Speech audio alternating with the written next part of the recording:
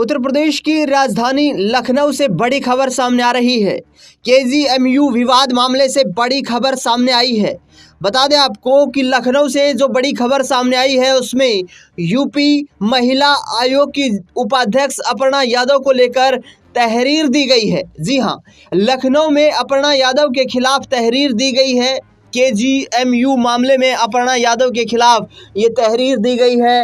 लखनऊ के चौक थाने में शिकायत दर्ज करवाई गई है। बता दें आपको कि रिपोर्ट्स जो सामने आई हैं उसमें आरोप ये लगाया गया है कि कॉलेज में हंगामा करने पर ये शिकायत दी गई है। वाइस चांसलर की तरफ से ये शिकायत दर्ज करवाई गई है। जिस तरीके से अपर्णा यादव ने इस केजीएमयू में लव जिहाद और धर्मांतरण के मामले में सख्त होकर जो कार्रवाई करने के यहाँ पर आदेश पुलिस को दिए और सरकार की तरफ से जो आदेश दिए गए, रमीज जो आरोपी है, जिस पर ये आरोप है कि वह एक हिंदू लड़की का जबरन धर्मांतरण करवाना चाहता था, लव जिहाद के ट्रैप में उसे फंसाकर शादी करना चाहता था। आरोप ये लगाया जा रहा है कि रमीज जो कि डॉक्टर है, आरोपी है, वो पहले से शादीशुदा है और वह एक हिंदू लड़की को फंसाकर उसका जबरन धर्मांतरण करवाने की कोशिशें कर रहा था। ऐसे में अपर्णा यादव ने इस पूरे मामले में दखलंदाजी की और अपर्णा यादव का कहना है कि उस पीड़ित महिला ने, उस पीड़ित लड़की ने हमारे पास शिकायत दर्ज करवाई और उसके बाद अपर्णा यादव अपने कई समर्थकों के साथ वहां पर केजीएमयू कैंपस में पहुंच जाती है। आपको पूरा बयान सुनवाते हैं कि इस तरीके से ये मामला है और आखिरकार अपर्णा यादव का इस पूरे बयान पर क्या कुछ कहना है। डॉक्टर रमीज की ही बात नहीं थी, वहाँ पर ऑलरेडी 2 केस मेरे सामने आ चुके हैं। एक तो डॉक्टर रमीज वाला केस जो आया है वो सबके सामने है और उसमें बताने की कोई आवश्यकता नहीं है कि पीड़िता सबसे पहले कमीशन के पास आई, ये सब सर्वविदित है, सबको पता है। दूसरा विषय, आज जिस विषय को लेकर के मैं गई थी और मैं बहुत सौहार्दपूर्वक उनसे बात करना चाह रही थी, परंतु उन्होंने 20 मिनट तक मुझे बाहर रोक करके रखा। उनके स्वयं के जो है गार्ड्स थे। मैं गई थी वहां पर, पहले से मीडिया भी मौजूद थी और मीडिया के पास भी सारे साक्ष्य हैं, सारी वीडियो फुटेज है कि किस तरह से उन्होंने 20 मिनट तक मुझे बाहर रुका करके रखा। मैं कॉन्स्टिट्यूशनल पोस्ट पर हूँ। जब मेरे प्रति, विमेन कमीशन के प्रति उनका इस प्रकार का व्यवहार है और उनपे लगातार एलिगेशन उनके डॉक्टर्स लगा रहे हैं कि उनको दबाया जाता है, प्रताड़ित किया जाता है, बात छुपा करके रखी जाती है और जो लोग पीड़ा देते हैं उन पे कभी एक्शन नहीं किया जाता है। नेशनल कमीशन ने उनके बारे में ये बात बोली है कि इनकी जो विशाखा कमेटी की रिपोर्ट है वो संदिग्ध पाई जा रही है। तो किस प्रकार का केजीएमयू का शासन प्रशासन क्या चल रहा है। दूसरा विषय, जो आज मैं विषय पे गई थी, वहाँ की एक बहुत बड़ी डॉक्टर हैं जो मेरे पास अपनी कंप्लेन लेकर के आई थी। उनको एक मेल डॉक्टर ने, वहीं के मेल डॉक्टर ने, जूनियर जो था उनका, उन्होंने बहुत हरास किया, सेक्सुअली असॉल्ट करने की कोशिश करी, उनको अपशब्द कहे। जब उनके भी पक्ष में 8 लोगों ने गवाही देनी चाहिए जो कि कॉन्ट्रैक्ट बेसिस पर केजीएमयू में हैं, उनको भी दबाने का, उनको भी धमकी देने का काम पूरे केजीएमयू के इनकी टीम ने कार्रवाई करने की चेतावनी दी कि अगर आप महिला आयोग जाएंगी या आप महिला आयोग में बयान देंगी तो आपके प्रति हम लोग जो है इस तरीके की कार्रवाई करेंगे जिससे आप बच नहीं पाएंगी। दूसरा विषय, लिखित पे है मेरे पास सारी बातें। जो 8 गवाह हमारे पास आए उनको भी उनकी गोपनीयता भंग करने के लिए इन्होंने बहुत बार प्रेशर किया आयोग की तरफ और 8 के बारे में ये बात बोली कि तुम कॉन्ट्रैक्ट बेस पे हो, अगर तुमने किसी भी प्रकार का प्रशासनिक रूप से हमारे प्रति कुछ कहा तो हम तुम्हारी भी नौकरी खा जाएंगे, ये शब्द थे। ये सब दबाव वीसी की तरफ थे और उस जूनियर डॉक्टर की तरफ से थे।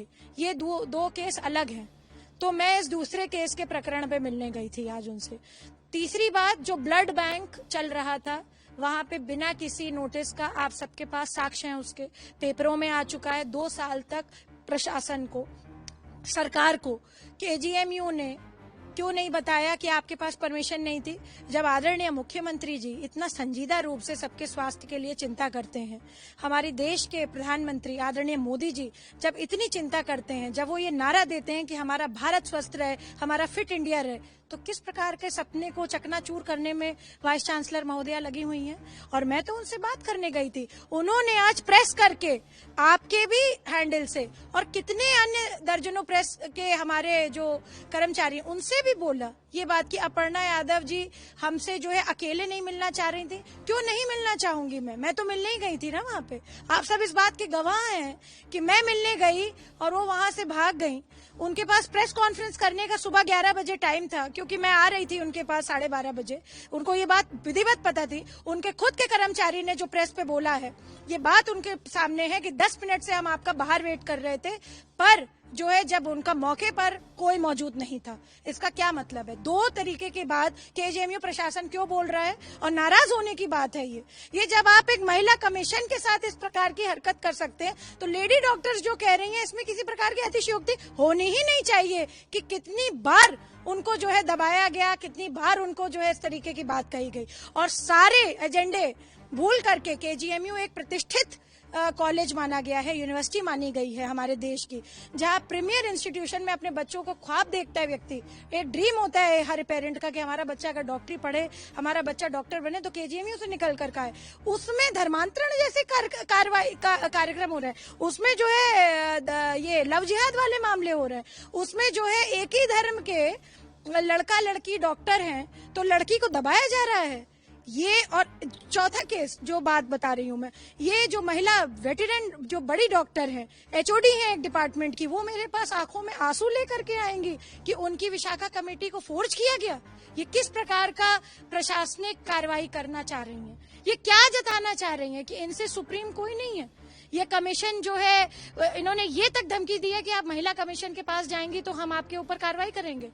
मैं पूछना चाहती हूँ संवैधानिक रूप से, क्या केजीएमयू संविधान के अंदर नहीं आता है? क्या केजीएमयू महामहिम राष्ट्रपति, महामहिम गवर्नर और हमारे आदरणीय मुख्यमंत्री, हमारे आदरणीय प्रधानमंत्री जी से बड़ा हो गया है? क्या कमीशन से केजीएमयू बड़ा हो गया है कि केजीएमयू को जो है धमकी देनी पड़ेगी, वाइस चांसलर को ये धमकी देनी पड़ेगी कि जो है आप कमीशन जाएंगे तो हम आपके प्रति इस प्रकार की इनडिसिप्लिनरी एक्ट पे लगा देंगे? मैं ये बात बहुत संजीदा रूप से, बहुत तथ्य के साथ, मेरे पास जो कंप्लेन आई है उसके तहत मैं बोलना चाहती हूँ। और इनको आज इन्होंने शायद कहा भी है ये बात, मैं कहना चाहती हूँ कि इस इनडिसिप्लिन पे, जो कि पढ़ाई जहाँ होनी चाहिए, जो विद्या का मंदिर होना चाहिए, जो स्वास्थ्य का मंदिर होना चाहिए, वहाँ जब कोई नेता कहेगा बड़ा, तब तीमारदार वहां पर अपना पेशेंट एडमिट करा पाएगा। आप देखिए ना कभी भीड़ वहां पर, आप देखिए ना किस तरह से जो है वहां पे पूरी व्यवस्था चरमरा दी गई है। तो बहुत ही विवेकहीन और मुझे लगता है कि बहुत ही बुरा इनका व्यवहार रहा है सबके प्रति।